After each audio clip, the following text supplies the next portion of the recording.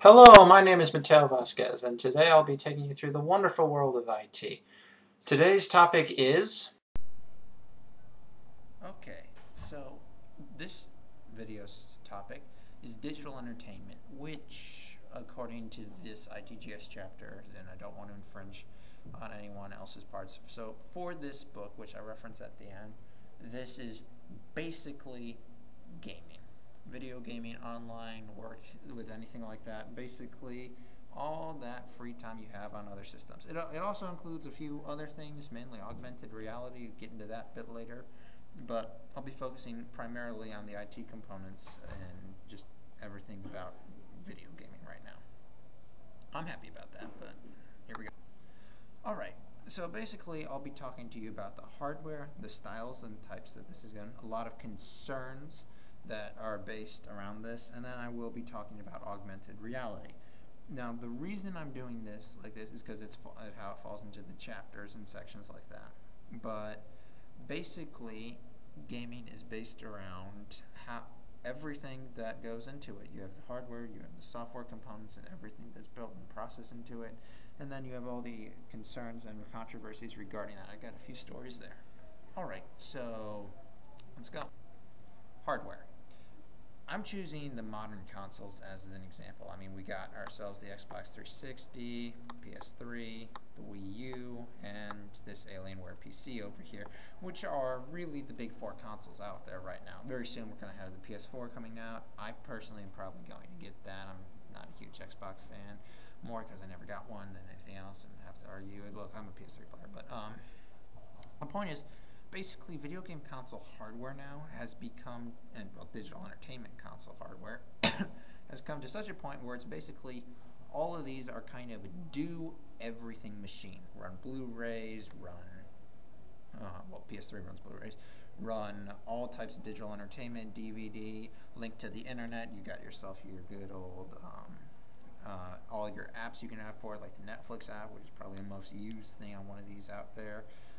You have everything you can download, the online stores, internet connection, run through music player, photo gallery.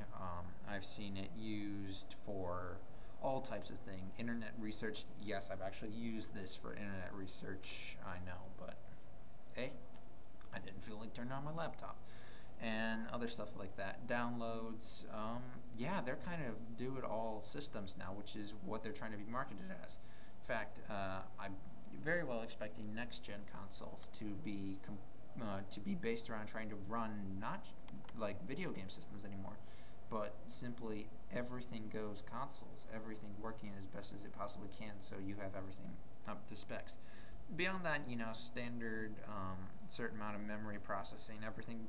Just think of these as very specialized computer systems. This is how I like to think of this as a computer. I like to think of that as a computer.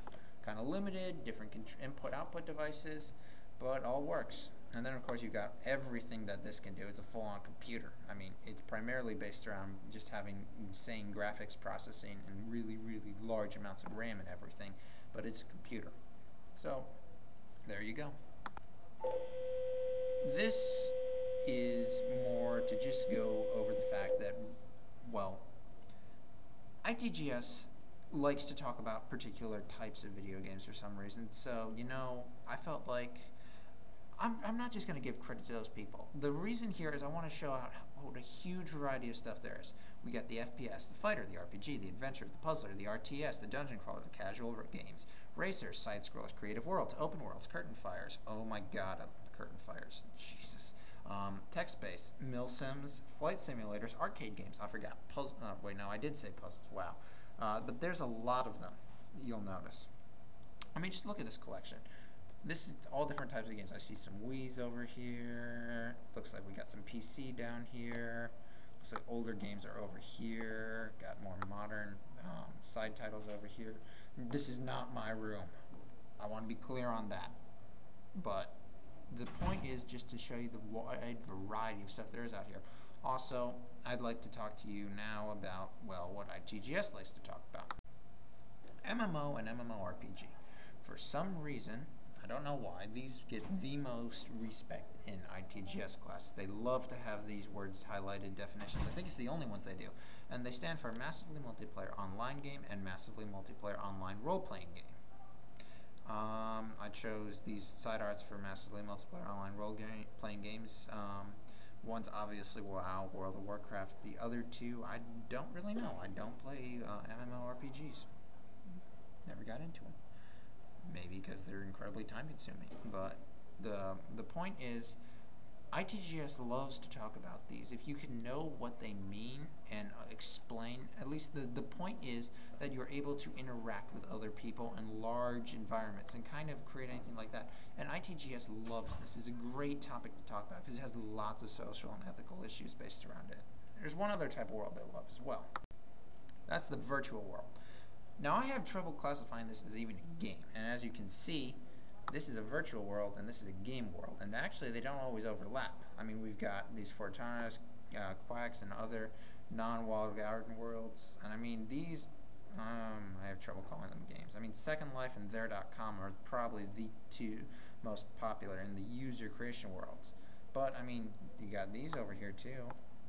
All this together, basically that's what a virtual is. But what is a virtual world? Well, it's a place where people can create avatars to explore and conduct, as I say, stuff. It's the best definition I can have for it.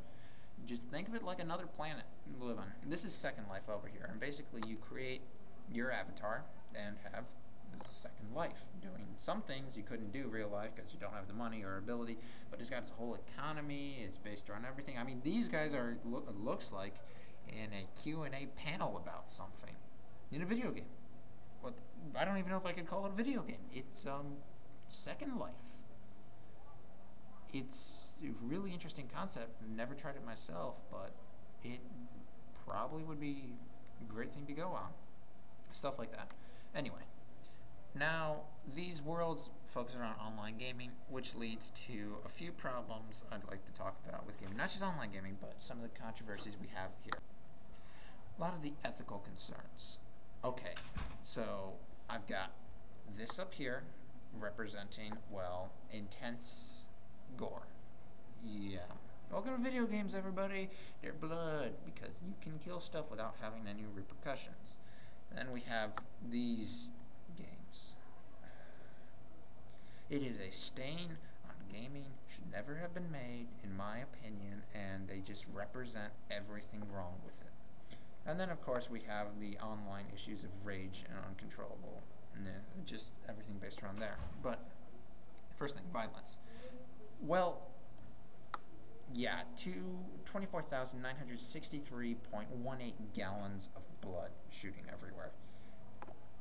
Yeah, okay, I don't have much more to go on there. I could find worse images than that. I really could.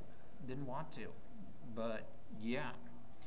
So, I see the point. The main debate is the violent images presented to kids, especially the fact that they are causing these through their own actions, is a representation of negativity. Well, there is no correlation through any type of study that actually points to it, but it's a great thing to talk about for what we need to do here.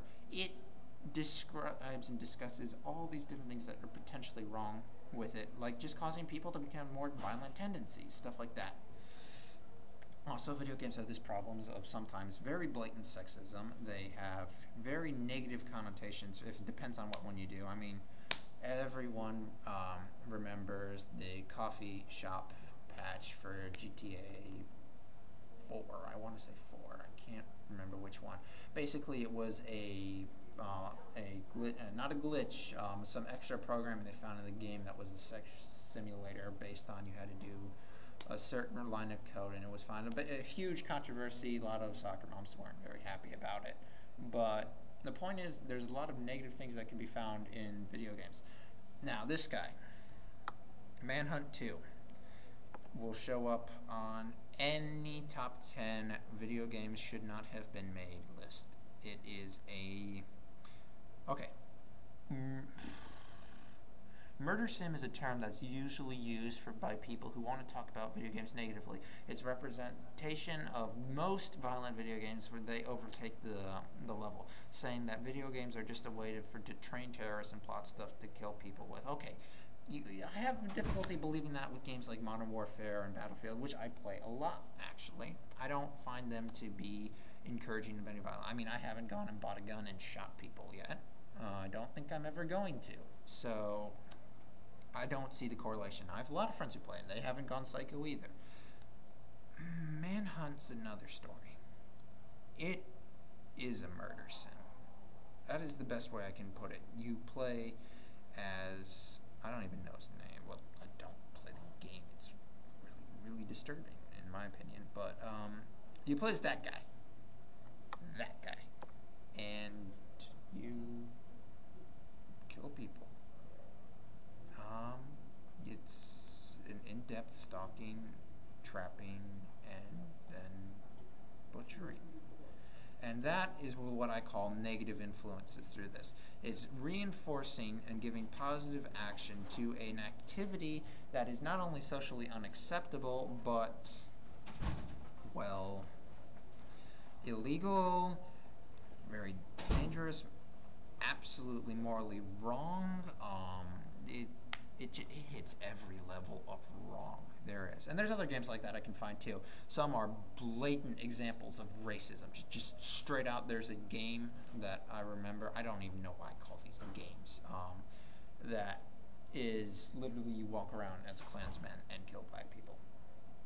Thank you for whoever made that, already making it difficult to argue for something that for a whole industry that shouldn't be producing stuff like that. I mean, some people have hard enough trouble justifying this over here. And you know, actually, looking at it, it looks like the regular beat 'em up and just someone turned the gore filter off.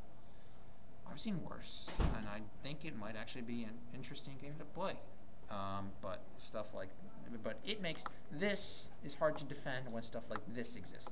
Also, sorry, I've been going a little bit longer on this. I'm really interested in this stuff. The other issue we have is addiction to video games. Now, video game addiction, I don't have an image up here for that, I'm sorry, is the point where you start playing video games to such an extent, mainly online games, and I don't know why, but mainly MMORPGs, where you just don't stop. Marathon gaming sessions I've heard about have lasted days. Straight days. They sit down, bring the food, pack it all. I'm going to sit here for, I think,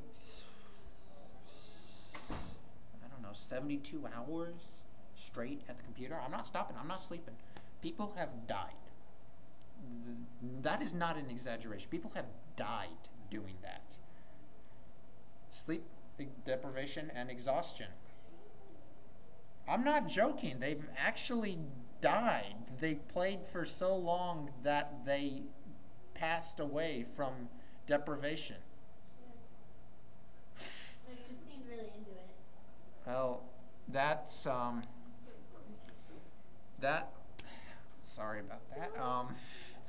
That is just an example of how extreme video game addiction can be.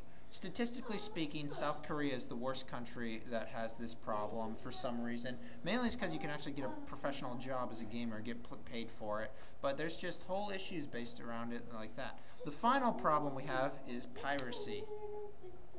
Piracy is the issue. Well, it's piracy.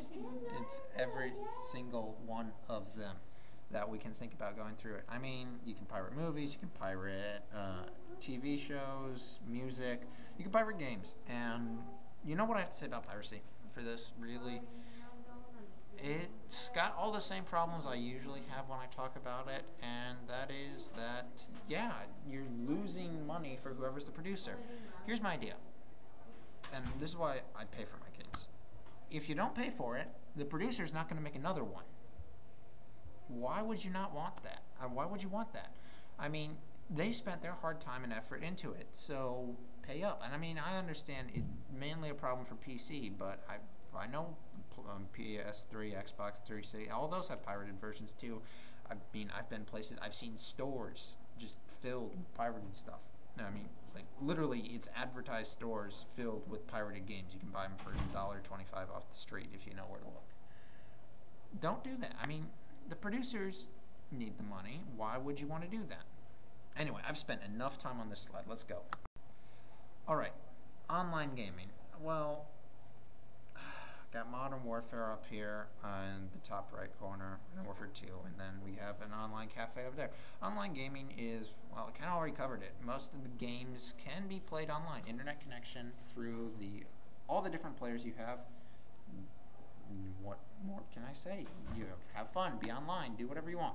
But this also brings up some issues regarding privacy. And it's actually the same issues as Facebook and everything. You can't confirm who anyone is online. There's the other issue of online gaming, which is where we have a bunch of 12-year-olds playing M-rated games online, and they're annoying as all can be. Well, let me take that back. I don't mean to offend anyone who is... When they're not annoying, they're not annoying, but there's this tendency for them to be very annoying, and just gets in the way. And then you have whole issues there. When that happens, someone ends up cursing at them, and then you're teaching little kids to curse back. And I've heard some of the most vile insults I've ever heard in my life being sprouted from people who probably shouldn't even know what the words are, and it's ridiculous. But I don't think that that's a negative. I think online gaming is a huge way to just connect and have fun, and this type of stuff right here is great.